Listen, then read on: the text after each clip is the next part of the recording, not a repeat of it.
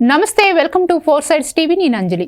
Jabardasth fame Venu ఎల్డండి గురించి ప్రత్యేకంగా పరిచయం చేయాల్సిన అవసరం లేదు. పలు సినిమాల్లో కూడా హాస్య నటుడుగా రాణించాడు. ఆ తర్వాత బలగం అనే సినిమాతో దర్శకుడుగా మారాడు. తన తొలి ప్రయత్నంలోనే భారీ విజయాన్ని దక్కించుకున్నాడు. అంతేకాదు బలగం సినిమాని ప్రశంసించని వారంటూ ఎవరూ లేరు అనే విధంగా అన్ని వర్గాల వారి నుంచి అప్రిషియేషన్స్ అందుకున్నాడు. ఇంకా చెప్పాలంటే బలగం సినిమాతో దర్శకుడుగా సంచలనం సృష్టించాడని చెప్పొచ్చు. బాక్సాఫీస్ వద్ద ఈ మూవీ భారీ విజయం సాధించడంతో వేణుపై అంచనాలు అమాంతం పెరిగిపోయాయి. ఈ నేపథ్యంలో తన రెండో చిత్రం ఎల్లమ్మపై ఓ రేంజ్లో అంచనాలు నెలకొన్నాయి.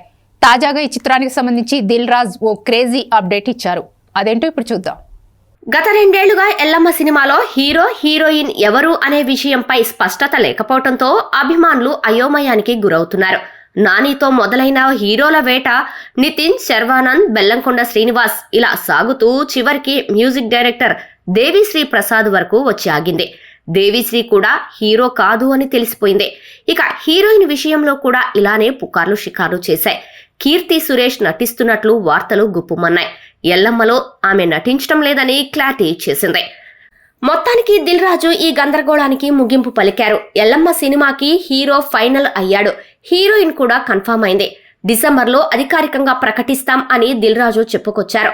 రౌడీ జనార్దన్ షూటింగ్ పూర్తయ్యాక వెంటనే ఎల్లమ్మ షూటింగ్ ప్రారంభిస్తాం, త్వరలోనే అప్డేట్ ఇస్తాం అని దిల్ రాజు స్పష్టత ఇచ్చారు. దీంతో ఎల్లమ్మ సినిమాలో హీరో హీరోయిన్లు ఎవరనేది త్వరలోనే తెలిసే అవకాశం ఉంది. ఎల్లమ్మ సినిమా విషయంలో నెలలుగా కొనసాగుతున్న సస్పెన్స్ కు తెరపడింది. అన్ని సెట్ అయితే త్వరలోనే ఈ మూవీ షూటింగ్ స్టార్ట్ కానున్నట్లుగా తెలుస్తోంది.